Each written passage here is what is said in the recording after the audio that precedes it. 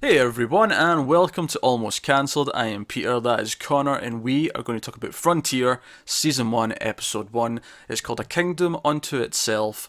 Full spoilers. Actually, not full spoilers, it's the first episode. I do this every Every time. time.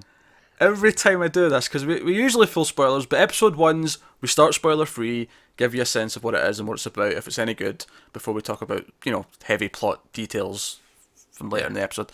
So that's what we're talking about. So this is on Netflix. This just went up. This was originally aired in Canada on Discovery Canada, who co-produced it, I believe, in Netflix. So it's kind of like Travelers in that sense, which we did last month. And funnily enough, an actor from Travelers popped up in the opening scene and then Yeah. disappeared forever after that. This is a period piece. It stars Jason Momoa, and it is a. What's the name of the company? I forget the name of the company. Hudson Bay. Hudson Bay, that's the one. And they control a part of land in America. Jason Momoa's character, Declan Harp, he's half Irish, half Native American, and he's been trained by the army, but he's now with the natives, and he's sort of developing them and making them into like an actual force to be reckoned with. They have their own trade routes. He's organising them, and so they're not as splintered, and sort of giving them a structure, I guess, is the way Yeah. you put it. And so it's about the control for this land. Like the upper sort of British generals want this land. They want to keep controlling this land. The ones from this company, and they're trying to keep control. Meanwhile, there's other parties that are interested in coming in and taking over the area. So it's kind of like a sort of multiple directional battle for this land. Yeah. Basically, whoever has it is rich. So, Yeah, yeah, and but the main focus is on Declan Hart versus the company. The company's determined to get rid of him as the main foe, at least right now. Maybe there'll be more development on the other foes later on, but yeah. that's what the show's about. However, he's not actually the main character, Declan Harp. He at least not in this first episode. We focused way more on an Irish character named Michael Smith, who we see him first in London with some friends, and he ends up getting sort of tagged along in this journey, and the general decides to use him to try and infiltrate Declan's group, and that's kind of he's the character we follow more than anyone else throughout the episode Yeah, and it was a little surprising because obviously Jason Momoa was the top build. He's what you expect in going in, what the trailer's focused on, because and he's the then star, he's the name well, that people yeah, recognize. of course. But then it was okay. No, he's just there at the minute. This isn't his journey at the minute. For all we know, episode 2 onwards could be more It his could. journey. So I think first things first for me, it's a very weird mix of feelings. And I remember when we spoke about Travelers, how it was this weird thing where it had some sensibilities of a Netflix show, but there was also network TV elements there as well. And we talked about how those meshed and mixed. And for that show, mostly in a positive way, they kind of had the best of both worlds for the type of show it was.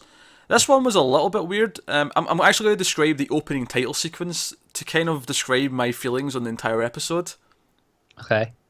It kept getting ahead of itself, and the opening title sequence kind of just was like an example of this just on itself, because it was going for that HBO style, opening title sequence. It was very Game of Thrones. Yeah, but it felt like they had it on fast forward to get through it as quick as they could. Yeah, they didn't. It was like, hang on, we want to have this fancy title sequence, but we can't take the time out of the episode. Yeah, because as soon as the music started, I was like, oh, this music's really fast. I actually ended up really liking the opening title music the more it went on, but it started super fast. Like, I was like, oh, Yeah, crap, alright, we're right into this. Oh, we're on the fifth title, I couldn't read anything. Oh, okay, oh, there's another name. It yeah. just, it sped through it all so I super feel quick. like the issue is the runtime has clearly been designed for a television broadcast Yeah, with the 45 minutes, whereas Netflix probably, if this had been straight to Netflix, probably would have let this breathe a bit more, and maybe it would have been 10, 15 minutes longer. yeah. But not that the open titles is a huge deal, but that's kind of, It's indicative of the show. yeah, it signifies kind of my feelings about the entire episode, in that it kept trying to, like, there was like a moment early on where the music swelled up for these characters who have just met, like, in the same scene, Yeah, and as if this is a big emotional moment. I'm like, wait, hon, you've not earned this yet. Like, yeah, let's not get ahead of ourselves, right? You've not done anything to annoy me yet. There's nothing wrong with what you've done so far. It's funny because you talk about pacing, and we talk about pacing a lot in some TV shows, and how some shows are too slow, too quick, just right. There's two types of pacing. There's scene pacing, and then there's the overall pacing. Scene yeah. to scene, but then there's pacing within a scene. I think the overall pacing of the episode was actually fine. It was within the scenes themselves where the pacing was too quick. Yeah, which is why I feel like an extra 10 minutes just to let every scene breathe another Yeah. 20, 30 seconds even would have really helped out. It felt like it was maybe there to begin with, and then they went into the edit room and said, "No, we need to trim a minute off this scene." So a lot of the time for things to react to other things was cut and chopped, and it feels like it's just really quickly firing through the points in the scene without letting it breathe. So that would be my biggest complaint at this point, I think. I agree. I'm hoping at least that's maybe it's just a first episode. So like they're trying to introduce everything, introduce everyone, that Maybe. they're kind of just trying to get through them all. So maybe once we settle into the story, it would relax a little bit. Yeah, that might be the case. If I have any other complaints, some of the accents are a little bit here or there. Yeah, yeah. I noticed a few spotty ones. We have a lot of different accents as well, because we've got the Americans, we've got the English, we've got the Scottish, we've got French, Irish, of course. Yeah, the main character's Irish, Canadian. Like, there's a whole mix of accents throughout this, and some of them are good, some of them are hit and miss. Like, they're fine for the most part, but there's the odd little time where it feels. Yeah, and it stands out. It kind of draws you out at the moment. In terms of positives, I think the show looks good. Has It a does. budget. Yeah. I think it only being 6 episodes long was an intentional. We maybe want 10 episodes, but we could have more money for the 6 episodes if we just do 6. Yeah. So. And it looks like it's paid off, at least in terms of visuals. Yeah, visuals good. I wouldn't say the direction was wowing me, but it was fine. Like, It was solid, wasn't it? I liked. I mean, I do like that it's using the Netflix ratio, the 2.0 to 1. I thought that was going to come up in this discussion. Yeah, I just I like that they're doing that. And I think it's cool that these co-productions with networks, at least in Canada, are letting them keep that kind of thing. Not that all Netflix shows have that ratio. But it's starting to feel like a Netflix trademark almost. Yeah. That said, I did really like when one or two of the Black Mirrors went full on 2.40. Yeah. Cinema There was good scope. reason for that, Yeah, but I like that. which we discussed in depth in the Black Mirror reviews. Yeah. I actually kind of feel like this one would have benefited from that. It might have done. Because I think, with this you think of Vistas. There's a moment in particular where Michael's arriving in the US and they run out to the edge of the boat and he looks across to the horizon and says, "Oh, I've never seen anything like it." But just replace that with an Irish accent. And I'm like, oh, this would have been a nice moment for the nice wider shot, There's a few times I felt that there was a nice shot looking down on the ship out at sea, and it would have worked there as well. Throughout, he probably would have been better. So it does speed through some of its plot details. Scenes early on with the general whose name was Is Lord Benton. Lord Benton. Yeah, I've been calling him a general because he feels like a general, but yeah, Lord Benton.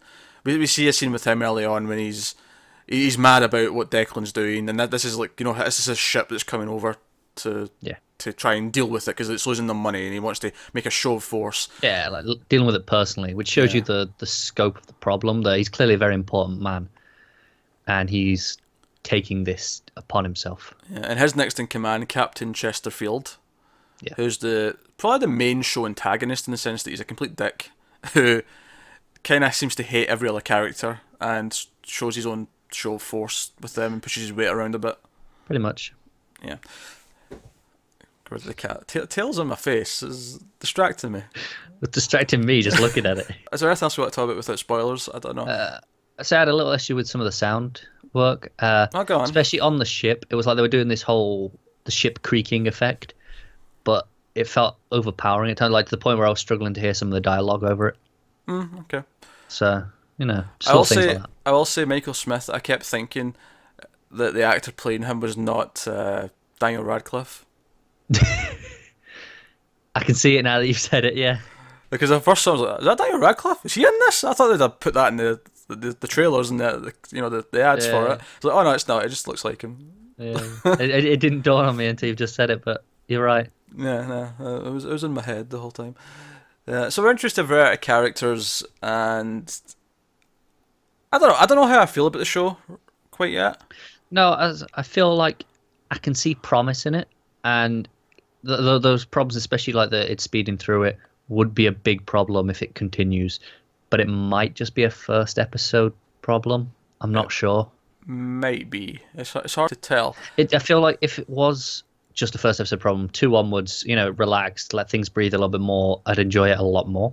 I will say this, because we watched Taboo recently. Was a show that I had a lot of problems with, and I thought the pacing was dreadful in that show. And this I thought was a much easier watch. Yeah, I know you disagree, Corey. You can make your face. Yeah, I know. I thought this was a much easier watch, but I do have to admit at the same time, I don't know if I really care about what's going on. Yeah, that's fair. I don't think there's any character yet that I really latched on to and thought, oh yeah, I really care about their journey or what's going on. No, I'm in a similar boat there. It is very much introducing everything. We don't get to attach to anyone, even though it tries to tell us to. It tries to make us attached to Michael. I think it really tries its hardest to make us like him and care about him. But I think there's just a little bit too much of a cliche in the start of his journey that feels... I felt like maybe an extra scene before with the 3 of them that break onto the boat. Yeah. If you had an extra scene with them just doing other stuff as well, it might have had a bit more impact. Yeah. It kind of feels like they're giving us the motivation for him and they're telling us what it is. And it makes sense, there's nothing wrong with it, but I don't feel it. Yeah. And that's kind of an issue. And I think it's because the character who's been threatened, for him to go along with what he's doing, we've seen them in 2 scenes. We barely know them. We don't really care. It's kind of a similar problem to what Incorporated had, that we dropped after a few episodes, where the whole lead character's premise in that show, his motivation was that he's trying to save this one person, who to us wasn't really a character. They were a plot point. Yeah. And it was hard to get invested in. It was hard to really care. And I feel like this is kind of similar to that. No, I get that. I mean, I like what it's trying to do, but I'm not super into it either. Yeah, we'll do episode 2. I'm not committing to the whole thing, but yeah, we'll see if episode 2 fixes some of the problems. Yeah, we'll watch episode 2 and we'll see how that fares, and whether or not we keep going. It's funny though, for binge watch sakes, as binge watches go, 6 is actually really short compared to some of the ones we've had to play through in a weekend. So yeah. At the very least, we'll try out episode 2 and see how we feel. Alright, before we move on, or before we finish, I should say, let's move on to some spoilers. So full spoilers from this point on for episode 1 of Frontier. So the plot here is that Michael's sort of lady friend, who, it doesn't seem like they're already a couple, it seems like they're almost a couple, they've got feelings for each other, and her brother, who's the third one, who sneaks out of the ship with them, he gets stabbed. I was like, okay, so he was a nothing character, he's gone. There's a few of those in this episode. There was actually, yeah, you're right. It almost felt like it was going, oh look, we can do this as well. We can be disposable with characters and have some bloody impacts. Yeah, and it almost felt like, hey, we've got Jason Momoa, we can kill people too, just kind of like Game of Thrones. Yeah, it's hard not to compare it to Game of Thrones when you've got, one of the same cast members. I will say this, so obviously Michael ends up hiding out in the ship, girl runs off, she gets taken prisoner, he manages to hide in the ship, but he gets found after a couple of days. And he ends up getting in the Lord's good books because, and I'll be honest, I had a problem with how convenient this all was. It felt really... He happened to overhear this conversation. This conversation about someone who was on the ship, one of the lowly crewmates, was making one of the smaller, one of the kids... The cook was making like a... The cook boy. Servant, yeah. Yeah. Making him steal, and he steals from the Lord, and within like a minute of hearing this scene, the Lord knows about it when we're on deck, and he's like, yes, you have your chance to step forward, but... So no, I agree. This is one of those bits where it feels rushed. Yeah. And we immediately go into this scene where the thief tries to blame it on Michael. Michael, as he's about to be thrown overboard, says, no, it was him, and he gives him a bit of evidence to suggest, oh, maybe there's more to this. So the Lord stops, listens to them. The actual thief pulls out a knife and guns for the Lord. And Michael, and this was one of the when I talk about scene editing, like pacing within the scene, it felt like it cut to a shot of Michael jumping in to tackle him, when I thought, wait a minute, he was behind like 2 guards, how did he get there first? That's the same thing that happened to me. It felt like, wait, what? He was being held back as well, last we saw him. Yeah, and somehow he got past like 2 of the guards and got to him first. He didn't react at all. Yeah. So it all feels a little bit convenient and just a touch contrived in terms of the placements of where they were in the scene. Yeah. And this is what gives Lord the idea of, you can infiltrate. You're an Irishman as well. He's half Irish. Talking about Declan, and you can infiltrate and come back and tell me where he is and how many people he has under his command and so on and so forth. And that's the setup. He gets to dock.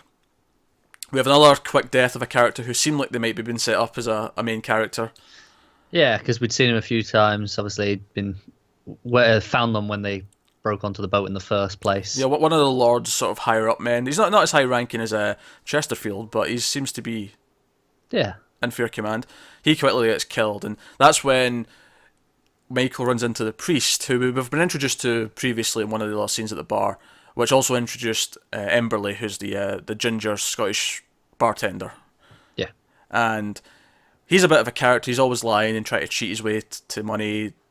We see the first scene he's in, he tries to get some free booze. Yeah. Because he doesn't have any money. He's a bit of a con man, parading as a religious priest. And in fact, probably the funniest moment in the episode was after he's got Michael at the bar and he steals something and he's like making flirtatious comments with the waitress. Michael says, "Are you sure you're a priest?" And that was actually the funniest line of the episode, because it was. Yeah, it was when he was talking about like, it was seducing her, like saying, "You'll be in my dreams," and he was just like, "You sure you're a priest?" It was very funny. Yeah, that was a funny line, but that was probably the only time I actually got some humour out of it. Yeah, but I'm not sure how much else you were supposed to. Sure. Well, it wasn't like it was throwing jokes that were just not landing. But to be fair, I think what I mean by that is not so much that it was the only bit of humour, but it was also the only bit that made me go, "Oh, that was good." Whereas the rest of it, there's nothing wrong with it. No, I get that, but it's just kind of there for a lot of it. Yeah, it's just playing through the motions almost. Even the opening scene, where we open with Declan and his men like killing a bunch of soldiers, but a bunch of redcoats, and it's just this introducing to show that he's brutal and he's dangerous and whatever. And when it cut to the opening title sequence, I'm like, there wasn't really a hook there, because normally before you cut to the title sequence, especially in a first episode, you end with a bang. Yeah, it's like you feel like the hook was supposed to be the surprise violence. Yeah, but it felt not toned down, because it never looked bad or anything like that, but it just wasn't anything special. Because he grabs Philip from Travellers and says, "Yeah, let him go, because he'll run back and tell the men of how brutal we are and how scared they should be," or whatever the line was, kind of thing. And it cuts to the title on that, and I was like, what was the moment? I'm the same. It kind of fell flat, and I kind of felt even the same way about the ending. So at the end of the episode, a team of Declan's men grab Michael and the priest from a bunch of British soldiers who were guarding them, and bring them to Declan's camp. And Michael's like, "Oh, I know information about Lord Benton." And I'm like, okay, so maybe he's going to turn into like a triple agent, because he's going to like let Declan know about everything, and it'll be more of this weird like playing both sides kind of thing that he's going to be doing, and that'll be the gist of the show. But it ends on just him saying, "Oh, I know things about Lord Benton," and he leans in close, like Declan leans in close with he's got blood all over his face because he was butchering an animal, he's skinning it or whatever, and he's put his hand in his face, and his face is all bloody, and it just cuts to credits, and I'm like, oh, okay. Well, yeah, and I was like, oh, there's Hansi from Fargo stood next to him. I didn't know he was in this. Yeah, that was an alarmed face I recognised. That was pretty cool. Yeah. But I was like, all right, that was your hook. Yeah. I was. You expect something more. I needed another like couple of minutes or something just to give something. Yeah, it felt like it kept giving me these little cliffhangers, but it didn't really feel like they were cliffhangers. Yeah. It was kind of weird. So there's something a little bit off in the storytelling. Actually, I did think of another laugh. I had two laugh moments. When Chesterfield goes in to see Lord Benton, and his two lady friends, I'll call them, are behind him, and they're behind Benton, and Chesterfield's trying to have a serious conversation. And of course, Lord Benton's the kind of guy where if you say the wrong thing, he will probably kill you. So he's trying to watch his words, and he's being distracted because the two girls behind him are essentially trying to turn him on. That was amusing. There was another one for me now that I mentioned it. When Benton brings Emberley to him and plants one of his servants in her establishment, very, very blatantly to spy on her. Mm-hmm. and she's aware of what's going on because she tries to get out of it, and he insists. But then the guy that's in the room goes, "Oh, I don't trust her." It's like, well, no shit. Yeah. Yeah. And then Chesterfield goes and interrogates the barmaid anyway, even though they've got a spy there now. Yeah, I think that one at least I get was the show force where Emberly never said anything about the boy was there. Like she never gave up the information. So it was him going, "Look, I know you just lied to us." Yeah, I get that, and I get that maybe Chesterfield's doing that on his own accord because he's just too hot-headed, but Yeah, it just felt a little bit strange to do that right after you've just planted a mole. I agree. So that was a bit odd. I mean, Emberly's maybe one of the more interesting characters, I think, just because she's a woman in a time that seems really strong and capable, when all the other females seem to be either servants or whatever. She seems to be a bit more progressive in that sense, and she seems to be strong and has her wits about her when it comes to tackling, because she pulls a knife on him and she threatens him. She sticks up for her barmaid. Yeah, and even when she's talking to Benton, she feels like she's holding her own in this very clearly double meaning conversation. Yeah. Whereas some of the other characters are a little bit thin. I kind of like the priest because he is so slimy. Yeah, he's fun in that sense. Yeah, he's definitely the most not interesting, but the most fun character. Declan, by comparison, I think has nothing interesting about him yet. I agree, but they gave us literally about 2 or 3 scenes with him in the whole episode, right? Well, sure, but the thing is that they're building up the mystique of him the whole episode. They're trying to oh, he's this dangerous, he's doing all this behind the scenes. And we haven't seen him really do anything. We need to find him, and they keep telling us about him, but we're not really seeing it. No. Hopefully now that we've kind of reached him at the end of the episode and we've got, okay, now we can start and now we can show some of his prowess. Thinking about it, we only really have 3 scenes with him. We have the scene at the start, we have the scene at the end, and the only scene in the middle that we get of him is him negotiating with the French guy about meeting his higher ups for trade agreements. And it's like, so one of the 3 scenes we got of him was just him threatening this lackey to meet his boss. And then the first one was him slaughtering a bunch of people. Fair enough. Out of context. Yeah. And then the last one is the one that's setting up everything going forward. But you're right, he doesn't really have much to do of anything, so we don't really get any sense of who he is. He's not really a character yet. No, he's not. I feel like I'm liking this show less the more I talk about it, because I'm really thinking about it. Well, yeah, I get the same, but it's like I kind of almost enjoyed it. Well, I wouldn't say I enjoyed it, but I was like, it's almost enjoyment while I was watching it. I almost enjoyed it. Again, it feels like it's close enough that to fix some of the problems in episode 2, I feel like I'll be on board. But I don't know. I'm definitely muddied on it. Well, yeah, but then you're typically not as into period pieces in general. Yeah, but this didn't have the problems that I usually have with those. No. This had its own problems. It did have its own problems, but unlike often your problems with period pieces, these problems are fixable. Oh yeah, sure. Like within the content, they could just improve, and these wouldn't be problems. Whereas a lot of your problems in period pieces are just built into the core of the show. Yeah, I compared it to Incorporated earlier, and I'm going to stick with that. And I feel very indifferent towards everything right now. Yeah, and we gave Incorporated a good chance because it was like, okay, we like the idea and we want it to improve, but it just didn't in the end. No, it didn't. So we'll give this episode 2. We'll see how we feel after that. I'm not feeling super positive on it right now. No. If I was to guess, I would say we probably won't end up covering it, but episode 2 might turn us around, so It might, yeah. We'll see. So, yeah, mixed bag. It's kind of... Yeah, it's probably the most disappointing... I know it's a co-production, it's not entirely Netflix on its own, but it's definitely the most disappointing Netflix It's the most show. disappointing thing Netflix has put their name onto. That I've seen, obviously some people talk about Hemlock Grove being bad, and I've not seen it, so I'll take your word for it, but of the ones I've seen, this is definitely the most disappointing in the last year. So, yeah, so that's Frontier, episode 1. Let us know what you thought of it in the comments below, like and subscribe and all that stuff. It helps us out a lot. Thank you very much for watching. We'll see you next time.